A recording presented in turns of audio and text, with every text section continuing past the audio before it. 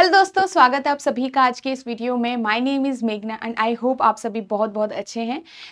जैसा कि आप सभी को पता है, अभी अभी आईबीपीएस पीओएन क्लर्क का रिजल्ट आया है, फाइनल रिजल्ट आया है। एसबीआई पीओएन क्लर्क अभी चल रहा है और काफ़ी ऐसा भी जो एग्ज़ाम्स है जो हमारे आने वाले हैं इस वाले ईयर में, ठीक है। और आई होप आप सभी इन सारे एग्जाम्स के लिए प्रिपेयर हैं और अच्छे से हार्ड वर्क करके जो भी आपकी स्ट्रेंथ है उस पे काम कर रहे हैं, जो भी आपकी वीकनेसेस हैं उन पे काम कर रहे हैं।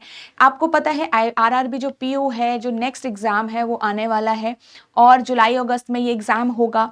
तो तब तक के जो टाइम है, आपको इस टाइम के बीच में बहुत अच्छे से चीज़ों को कवर करना है, सारे टॉपिक्स को कवर करना है। और आज के इस वीडियो में हम यही जानेंगे कि अगर आप एक ऐसे स्टूडेंट हैं जो इस एग्ज़ाम के लिए प्रिपेयर कर रहे हैं, तो क्या क्या चीज़ें आपको एग्जाम के लिए प्रिपेयर करनी है, क्या क्या टॉपिक्स आपके लिए इंपॉर्टेंट है, ताकि कोई भी ऐसा टॉपिक हमसे ना छूट जाए, हमसे रह ना जाए जो एग्जाम के लिए बहुत इंपॉर्टेंट था और हमने वो कवर नहीं किया और हमें लास्ट मोमेंट पे याद आया कि यार ये तो इंपॉर्टेंट था और इसे भी कवर करना था। ठीक है, तो ये सारे टॉपिक्स पे बात करेंगे कि क्या क्या सिलेबस रहता है आपका इंपॉर्टेंट है जो हमारे आरआरबी पीओ एग्जाम के लिए। तो प्री का भी डिस्कस करेंगे और मेंस का भी डिस्कस करेंगे। सो वीडियो को स्टार्ट करने से पहले आप यहाँ पे जो ई बुक है आरआरबी पीओएन क्लर्क की, वो डाउनलोड कर सकते हैं। ये पर्टिकुलर ई बुक के अंदर आपको प्रीवियस ईयर क्वेश्चंस मिलेंगे जो आपको एक लेवल का आइडिया देंगे कि एग्जाम में किस टाइप के लेवल के क्वेश्चंस आते हैं, क्या क्या टॉपिक इंपॉर्टेंट है, ये सारी चीजें आपको एक आइडिया लगेगा ओवरऑल। यहाँ पे आपको आंसर भी मिलेंगे इन सारे ही प्रीवियस ईयर पेपर्स के, ठीक है, जो भी हमारे इससे पहले पेपर हुए हैं जो लास्ट कुछ ईयर्स के, वो आपको यहाँ पे अवेलेबल होंगे और आप इसको वेरी इजीली डाउनलोड कर सकते हो। वीडियो के डिस्क्रिप्शन में आपको इसका लिंक मिल जाएगा, वहां से विदाउट एनी कॉस्ट आप इसको यूज कर सकते हो। चलिए वीडियो को स्टार्ट करते हैं with the exam pattern part. As you all know, हमारे 3 फेजेस में एग्जाम होगा, प्री, मेंस और इंटरव्यू भी होगा हमारा। तो यहाँ पे हम प्री और मेंस का डिस्कस करेंगे सिलेबस, तो उसमें हम ये भी समझ लेते हैं कि क्या क्या आपके सब्जेक्ट्स आते हैं दोनों ही फेजेस में। तो यहाँ पे आपका जो हमारा फर्स्ट प्री है, प्री वाला फेज, उसमें 2 सब्जेक्ट आएंगे, सिर्फ reasoning and numerical ability, that is हमारा क्वांट वाला पार्ट। यहाँ पे आपके पास रीजनिंग और क्वांट वाले पार्ट से सिर्फ क्वेश्चंस आते हैं, 40 क्वेश्चंस एंड टोटल आपका जो पेपर होता है वो 80 मार्क्स का पेपर होता है।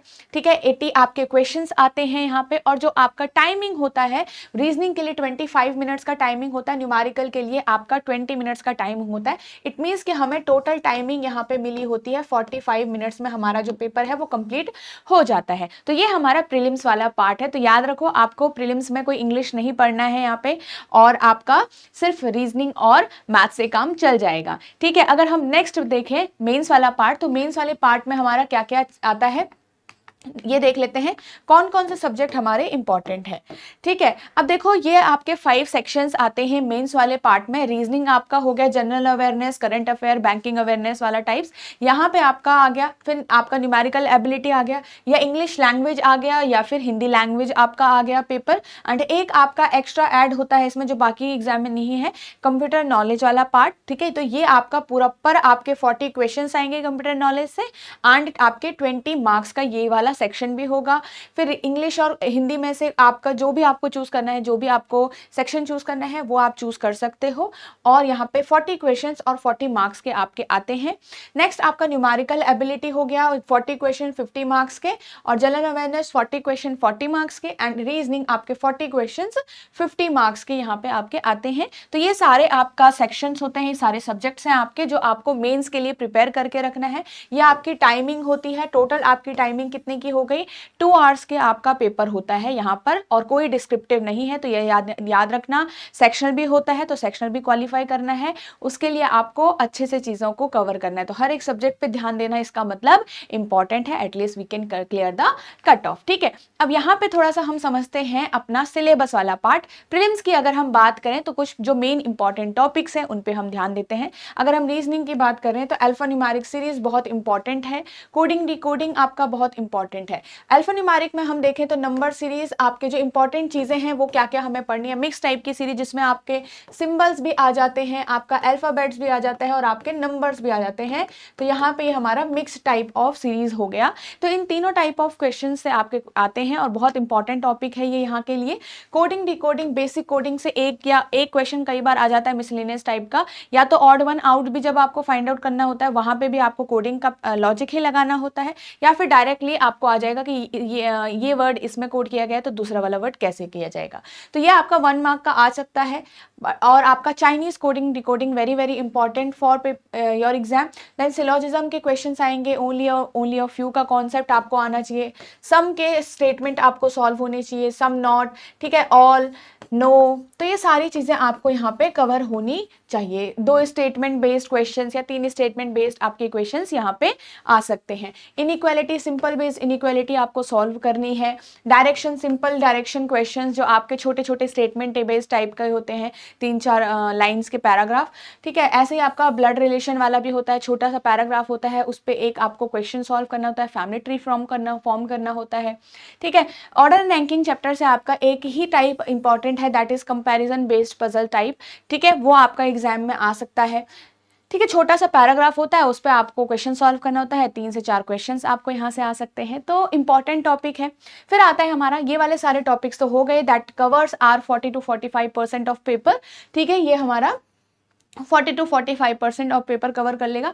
Then seating arrangement puzzle, very very important for our exam, very very important, बिल्कुल भी स्किप मत करना। अगर आप यहाँ पे वीक हो तो भाई स्ट्रांग बनिए, प्रैक्टिस करिए, जितनी प्रैक्टिस करोगे, टाइम है आपके पास, अपने को इम्प्रूवमेंट लेके आओ, ठीक है। फिर दूसरों की बातें सुन के यहाँ पे आपको डरना नहीं है, ठीक है। अगर हम बात करें तो हमारे पास क्या क्या टाइप वाइज आपको करना है, ये भी मैंने आपको बता दिया है। सर्कुलर बेस से अरेंजमेंट आप कर सकते हो, लीनियर अरेंजमेंट से स्टार्ट करिए अगर आप एक बिगिनर हो तो, ठीक है। लीनियर में आप स्टार्ट करो, नॉर्थ फेसिंग, साउथ फेसिंग करो, ठीक है, सर्कल में करो, इनसाइड फेसिंग से करो, फिर आप आउटसाइड फेसिंग करो, ठीक है। अगर यहाँ पे आप सिंगल सिंगल भी करो, मतलब सिर्फ इनसाइड फेसिंग या फिर सिर्फ आपका आउटसाइड फेसिंग, इस टाइप के क्वेश्चंस आपके प्रीलिम्स में आएंगे। ज़्यादा डिफिकल्ट यहाँ पे नहीं आएगा, याद रखना डिफिकल्टी लेवल है ही नहीं प्रीलिम्स का, ठीक है। तो पढ़ाई भी उसी हिसाब से करनी है, क्वेश्चंस भी उसी हिसाब से सॉल्व करने हैं।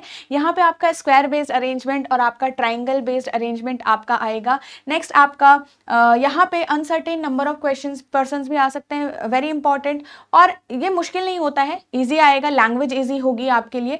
देन आपका पजल्स हो गया, कैटेगरी बेस्ड, कंपैरिजन बेस्ड जो हमारे यहाँ पे भी है, डेजिग्नेशन बेस्ड, बॉक्स बेस्ड, ठीक है, फ्लोर बेस्ड, आपका फ्लोर प्लस फ्लैट बेस, ये सारे क्वेश्चंस की आपको प्रैक्टिस करनी है, सारे पजल्स की आपको प्रैक्टिस करनी है। डे बेस्ड, मंथ बेस्ड और मंथ प्लस डेट बेस्ड भी आता है एक पजल आपका, वो भी बहुत इंपॉर्टेंट है। तो ये सारे टाइप ऑफ क्वेश्चंस आपको यहाँ पे से पजल और सिटिंग में से कवर करना है, और ये हमारा सारा इंपॉर्टेंट है प्रीलिम्स के लिए, तो वेरी वेरी इंपॉर्टेंट, ठीक है। तो ये सारी चीजें, ये टॉपिक्स हो गए, उनमें क्या क्या चीजों पर आपको ध्यान देना है, क्या क्या सब टॉपिक्स हैं आपके, वो मैंने आपको बता दिया है।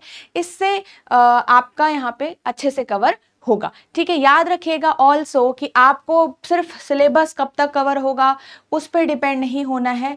इफ़ यू हैव कवर्ड 70-80%, 60-70%, आप टेस्ट देना स्टार्ट करिए, खुद को प्रैक्टिस करना स्टार्ट किए, खुद को टेस्ट करिए कि आप कौन से लेवल पे अभी हो, ठीक है। यहाँ पे सिर्फ वीडियोस देखकर या कोई आपने लेसन देख लिया उनसे काम नहीं होगा, आपको अपने हाथ से क्वेश्चंस को सॉल्व करना पड़ेगा, because there is again no shortcut for the practice, ठीक है। चलो, तो यहाँ पे अगर ये हो गया हमारा प्रीलिम्स का सेक्शन, आपको सारे टॉपिक्स मैंने यहाँ पे बता दिए। एक आपका मिसलेनियस के कुछ क्वेश्चंस भी यहाँ पे आ जाते हैं कई बार, ठीक है, तो वो भी आपको ध्यान रखना है। मिसलेनियस के कुछ क्वेश्चन, जैसे 1 मार्क का क्वेश्चन आ गया तो कई बार ये 2 या 3 क्वेश्चन एग्जाम में आ जाते हैं। जैसे एक हो गया आपका पेयर फॉर्मेशन वाला क्वेश्चन हो गया, ठीक है, आपको फॉरवर्ड बैकवर्ड भी बोल सकते हो आप इसको, पेयर फॉर्मेशन वाला हो गया। मीनिंगफुल वर्ड वाला होगा कि भाई मीनिंगफुल वर्ड बताना है, पर ये वाला क्वेश्चन जो है काफी स्टूडेंट्स स्किप ही करते हैं, और ऑब्वियसली अगर आप इसमें श्योर नहीं होते तो स्किप करना ज्यादा अच्छा है, बजाय कि आप नेगेटिव अटेम्प्ट करो, राइट। चलो, तो यहाँ पे आपका मीनिंगफुल वर्ड हो गया। कुछ रीअरेंजमेंट टाइप का क्वेश्चन हो गया कि आपको प्लस माइनस कुछ करना है, या फिर इवन और कुछ करना है, या फिर आपको वोवल और कॉन्सोनेंट पे कुछ आपको फंक्शंस करने हैं, तो इस टाइप के मिसलेनियस 1 मार्क का भी एग्जाम में आता है। तो ये सारी चीजें हैं। अगर हम मेंस की बात करें रीजनिंग के अंदर, तो मेंस में आपके पास वही सेम टॉपिक्स हैं, बट यहाँ पे आपका उन टॉपिक्स में डिफरेंट चीजें आपको कवर करनी होती है। कोडिंग डिकोडिंग हो गया आपका, लॉजिकल और कंडीशनल बेस्ड हो गया, मशीन इनपुट आउटपुट आपका ऐड हो जाता है यहाँ पे, सेम लॉजिक बेस्ड क्वेश्चन और मिक्स लॉजिक, तो आपको ये वाला कवर करना है। बहुत डिफिकल्ट नहीं करना है, मतलब बहुत डिफिकल्ट नहीं करना है। याद रखना SBI PO मेंस लेवल के क्वेश्चंस नहीं करने हैं यहाँ पे, थोड़ा सा नीचे रहता है लेवल। RRB PO का जो लेवल है, PO मेंस जो IBPS PO है और SBI PO है, उससे थोड़ा सा नीचे रहता है, तो उसी लेवल तक के क्वेश्चन आप करिए। हाई बहुत बहुत ज्यादा डिफिकल्ट नहीं करना है, ठीक है। ठीक है। देन आपका सिलोजिज्म हो गया, रिवर्स एंड कोडेड सिलोजिज्म हो गया, inequality, reverse and coded inequality आपको यहाँ से कवर करना है। तो पहले सिंपल था, अब आपको कोडेड वाला पार्ट भी कवर करना है, ठीक है। डायरेक्शन में अगेन कोडेड वाला पार्ट कवर करना है। Puzzles based on some small puzzles on direction, पहले आपको सिर्फ एक ही पर्सन की जर्नी पता थी, अब आपको सिर्फ मल्टीपल पर्सन का भी हो सकता है, 2 पर्सन की जर्नी का डायग्राम बनाना हो या 3 पर्सन की जर्नी का डायग्राम बना के कनेक्ट करना हो, इस टाइप के क्वेश्चंस आपके यहाँ पे से आ सकते हैं। नेक्स्ट फैमिली बेस्ड और कोडेड ब्लड रिलेशन, आपका ब्लड रिलेशन से इंपॉर्टेंट रहेगा। अगेन सीटिंग अरेंजमेंट और पजल, अब यहाँ पे एक सेक्शन आपका ऐड हो जाता है, क्रिटिकल रीजनिंग वाला एक आपका ऐड हो जाता है, और एक आपका डेटा सफिशिएंसी वाला यहाँ पे ऐड हो जाता है, ठीक है। एक आपका हो गया ये वाला और एक आपका हो गया डेटा सफिशिएंसी वाला हमारा यहाँ पे ऐड हो जाता है। डेटा सफिशिएंसी आपके इन्हीं वाले टॉपिक से तो बन के आया है, वो कोई अलग से नया टॉपिक नहीं है। तो 2 से 3 स्टेटमेंट बेस्ड क्वेश्चंस आपके यहाँ पे आ सकते हैं। आपको सीखना पड़ेगा कि डेटा सफिशिएंसी के क्वेश्चंस को कैसे सॉल्व किया जाता है। Again there is no basics आपका इन्हीं टॉपिक से कवर होगा, ठीक है। एक आपका यहाँ पे क्रिटिकल रीजनिंग वाला भी ऐड हो गया है, तो आपको यहाँ पे कुछ जो कोर्स ऑफ एक्शन हो गया, आर्ग्यूमेंट्स हो गए, अजम्पशन हो गया, कॉज एंड इफेक्ट टाइप के क्वेश्चंस हो गए, कंक्लूजन हो गए, तो ये सारे जो टाइप ऑफ जो क्वेश्चंस हैं उनकी प्रैक्टिस करनी पड़ती है। बट अगेन क्रिटिकल रीजनिंग वही स्टूडेंट्स को मतलब यहाँ पे अटेम्प्ट करना है एग्जाम में जो प्रैक्टिस के दौरान अपनी एक्यूरेसी अच्छी मेंटेन कर पाए हैं। अगर आप 40-50% आपकी एक्यूरेसी रही है, इसका मतलब कि अगर मान लो आपने 10 क्वेश्चन लगाए हैं उसमें से 6 गलत हो गए, तो आप नहीं उसमें बेटर हो इसका मतलब, ठीक है। तो ये वाला तभी करिए जब आप श्योर हो, ओके। चलो then puzzles and sitting arrangement, जो बेसिक वाला है वो तो रहेगा। बेसिक में आपके बस एक वेरिएबल था या नहीं वेरिएबल थे, अब आपके एडिशनल हो जाएंगे, 2 वेरिएबल ऐड हो जाएंगे यहाँ पे। इस टाइप का क्वेश्चन बन सकता है। डेटा थोड़ा सा ज्यादा हो जाएगा, लार्ज डेटा हो जाएगा, लेंदी हो जाएगा क्वेश्चन, ठीक है। इसमें आपका अगेन डेजिग्नेशन बेस्ड आपका इंपॉर्टेंट है। सारे ये सारे जो हमने बेसिक में पढ़े हैं, मतलब प्रीलिम्स में पढ़े हैं, वो सारे ही इंपॉर्टेंट है। बट यहाँ पे थोड़ा सा हायर लेवल आपका आएगा भी, ठीक है, थोड़ा सा हायर लेवल आपका यहाँ पे रहेगा। अगर हम यहाँ पे बात करें अनसर्टेन फ्लोर भी आप एक कवर कर सकते हो, अनसर्टेन फ्लोर्स आपका, या फिर वैकेंट फ्लोर या फिर वैकेंट वाला फ्लोर का टाइप ऑफ क्वेश्चंस भी आप यहाँ से कवर कर सकते हो। एक आता है आपका classification based puzzle, classification based puzzle भी आपका इंपॉर्टेंट रहता है, वो भी एग्जाम में आ सकता है, तो उसको भी कवर करना है, ठीक है, ये भी इंपॉर्टेंट है। तो ये सारी चीजें ओके। चलिए अगर हम नेक्स्ट सब्जेक्ट पे चलते हैं अभी। ये हमारा कंप्यूटर वाला पार्ट है, ठीक है। आप देख सकते हो ये कंप्यूटर नॉलेज का है, वो भी आपको कवर करना है। तो ये सारी चीज़ें ही आपको इस सिलेबस में रहेगी। पेपर है आपका, मतलब आपको मार्क्स लेके रखने हैं, 40 क्वेश्चंस आने वाले हैं। तो याद रखिए कि कुछ कुछ बेसिक जो चीज़ें हैं वो आप पढ़ के रखो, ठीक है। बेसिक ही आता है, ऐसे बहुत अलग से चीज़ें नहीं आती हैं। तो बेसिक जो सिलेबस है वो आप कवर करिए और उसको पढ़िए। देन अगर हम न्यूमेरिकल एबिलिटी पे जाएँ तो ये आपका प्रीलिम्स का सेक्शन है। अगेन जो स्पीड मैथ्स वाला पार्ट है, सिंप्लीफिकेशन एंड अप्रोक्सीमेशन, वो आपका आता है, जिसके लिए आपको ये सारी बेसिक चीजें पता होनी चाहिए पहले से। देन नंबर सीरीज से क्वेश्चन आते हैं आपके, क्वाड्रेटिक इक्वेशन से क्वेश्चंस आते हैं आपके, एंड देन अरिथमेटिक के कुछ क्वेश्चंस आपके अरिथमेटिक से भी आएंगे ऑब्वियसली, एंड देन कुछ आपका यहाँ पे डेटा इंटरप्रिटेशन से भी क्वेश्चंस आएंगे। और ये सारा आपका अरिथमेटिक के सब टॉपिक्स हैं, तो आप देख सकते हो ये सारे टॉपिक्स आपको कवर करने अच्छे से चीज़ों को यहाँ पे, ठीक है। तो अगर हम बात करें तो ये आपका प्रीलिम से ही ये वाला पार्ट नहीं आता है, ये वाला नहीं आता है, ठीक है। यहां तक आपको कवर करना है, ट्रेन्स, बोट्स इन स्ट्रीम, पाइप्स इन system, profit loss, discount, speed, ठीक है। एंड यहाँ पे ये वाला पार्ट भी प्रीलिम्स में इंपॉर्टेंट नहीं है, ओके। तो अरिथमेटिक वाला पार्ट में आप ये सारी चीजें कवर कर सकते हो। इन सारी चीजों को अच्छे से कवर करिए और बहुत अच्छे से आप यहाँ पे जो सिलेबस है वो आपका और जो इंपॉर्टेंट टॉपिक्स है वो आप प्रीलिम्स के लिए कवर कर सकते हो। ये मेंस का है आपका, ठीक है। अगेन सिंप्लीफिकेशन, अप्रोक्सीमेशन से क्वेश्चन आ सकते हैं, अप्रोक्सीमेशन से आ सकता है, बट थोड़ा सा लेवल ऑफ क्वेश्चन डिफरेंट होगा, हाई होगा पहले से। Missing number series, wrong number series पे आ सकता है, पहले से ऐसे सिंगल सीरीज आ रही थी तो अब आपके डबल सीरीज भी आ सकती है, उस टाइप का क्वेश्चन यहाँ पे बन सकता है। क्वाड्रेटिक इक्वेशन या फिर क्वांटिटी कंपैरिजन, बेस्ड आपको क्वेश्चंस की प्रैक्टिस करनी है। डेटा इंटरप्रिटेशन में जितने भी हमने कवर किए थे वो भी आपको कवर करना है। ये सारे आपके टाइप ऑफ डेटा इंटरप्रिटेशन है जो आपके एग्जाम के लिए बहुत बहुत इंपॉर्टेंट रहेगा। देन आपका ये अरिथमेटिक वाला सेक्शन है, अरिथमेटिक वाला सेक्शन आपका एग्जाम के लिए इंपॉर्टेंट रहेगा। ठीक है, तो ये है आपका क्वांट्स वाला पार्ट या न्यूमेरिकल एबिलिटी जो हम बोल सकते हैं वो वाला पार्ट है आपका। नेक्स्ट अगर हम बात करें, ये है आपका इंग्लिश लैंग्वेज वाला पार्ट जो आपका, जिसमें आप जो मेंस में आ रहा था, राइट। तो ये सारी चीज़ें आपको इंग्लिश में कवर करनी है। बेसिकली इंग्लिश में हमारी 3 चीज़ें होती हैं, वोकैबुलरी होती है, ग्रामर होता है, कॉम्प्रिहेंशन पार्ट होता है। ठीक है, कॉम्प्रिहेंशन पार्ट हमारा क्लोज टेस्ट हो गया, रीडिंग कॉम्प्रिहेंशन हो गया, पैराजिम्बल्स हो गए। तो जितना अच्छा आपका रीडिंग होगा उतना अच्छा आप आराम से इसको कवर कर पाओगे। ठीक है, तो ये सारा आपका इंग्लिश वाला पार्ट रह गया। ये टॉपिक्स आपको इंग्लिश में कवर करने। अगर हम लास्ट में जीए की बात करें तो जीए में आपको इन चीज़ों पर ध्यान देना है एंड इनमें क्या क्या इंपॉर्टेंट चीज़ें हैं तो ये आप देख सकते हो थोड़ा बहुत इसमें चीजें। ठीक है, ओके। तो ये आपका पूरा रहता है यहाँ पे जीए वाला पार्ट। ये करंट अफेयर्स आपके हो गए, इंटरनेशनल करंट अफेयर हो गए, स्टेट करंट अफेयर हो गए, तो ये आपको कवर करने हैं। ओके, चलिए, तो ये सारी चीज़ें थी। आई होप आपको सारी चीज़ें अच्छे से क्लियर हो गई। And now you are going to practice and you are going to cover your syllabus completely, और अच्छे से सारी चीज़ों को आप कवर करोगे। ठीक है, ध्यान रखना कि आपको खुद में इम्प्रूवमेंट लाना बहुत ज़्यादा इंपॉर्टेंट है। ऐसे अगर आप कोई टेस्ट दे रहे हो और आप जो चीज़ें लर्न किया है आपने उसे एग्जीक्यूट नहीं कर पा रहे हो, उसे अच्छे से आप कवर नहीं कर पा रहे हो, तो कोई फ़ायदा नहीं होगा।